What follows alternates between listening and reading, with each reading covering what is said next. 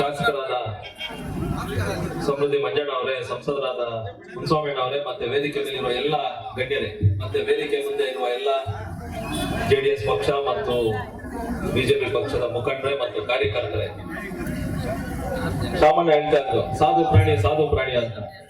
ಸಾಧು ಪ್ರಾಣಿನೇ, ಬಟ್ ಕೆಲಸ ಮಾಡ್ಕೊಡ್ತೀನಿ ನಿಮ್ಗೆ. ಏನು ಅಸೆಂಬ್ಲಿಯಲ್ಲಿ ನಮ್ಮ ಸಮೃದ್ಧಿ ಮಂಜಣ್ಣ ಅವ್ರು ಹೇಳಿದ್ರು, ಕುಡಿಯಕ್ ನೀರಿಲ್ಲ, ನನ್ನನ್ನು ಆಂಧ್ರಾಗ್ ಸೇರಿಸ್ಬಿಡಿ ನಮ್ದು ಜಿಲ್ಲೆನ ಅಂತ.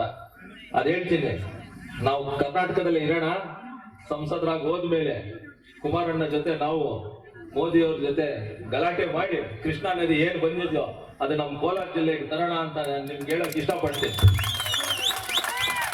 ನಿಮ್ ಸಹಕಾರನೂ ಇರ್ಬೇಕು, ಮುನ್ಸ್ವಾಮಿ ಸಾಹೇಬ್ರು ಸಹಕಾರನೂ ಇರ್ಬೇಕು ಅಂತ ಕೇಳ್ತೀನಿ ಇವತ್ತು.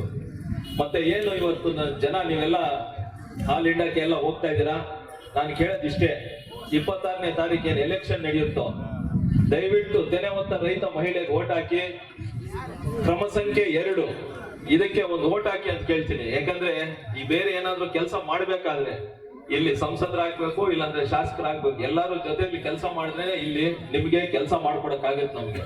ಅದಕ್ಕೆ ದಯವಿಟ್ಟು ನಾನು ಕೇಳ್ಕೊಳ್ಳೋದಿಷ್ಟೇ, ನಿಮ್ಮ ಸೇವೆ ಮಾಡಕ್ ಒಂದು ಅವಕಾಶ ಮಾಡಿಕೊಡಿ. ತೆನೆ ಹೊತ್ತ ರೈತ ಮಹಿಳೆ ಸೀರಿಯಲ್ ನಂಬರ್ 2 ಕ್ರಮ ಸಂಖ್ಯೆ 2ಕ್ಕೂ ನೀವು ಓಟ್ ಹಾಕಿ ಅಂತ ಕೇಳ್ತಾ ನಾನು ಮಾತು ಮುಗಿಸ್ತಾ ಇದ್ದೀನಿ. ಜೈ ಹಿಂದ್, ಜೈ ಕರ್ನಾಟಕ. ಧನ್ಯವಾದಗಳು ಸರ್.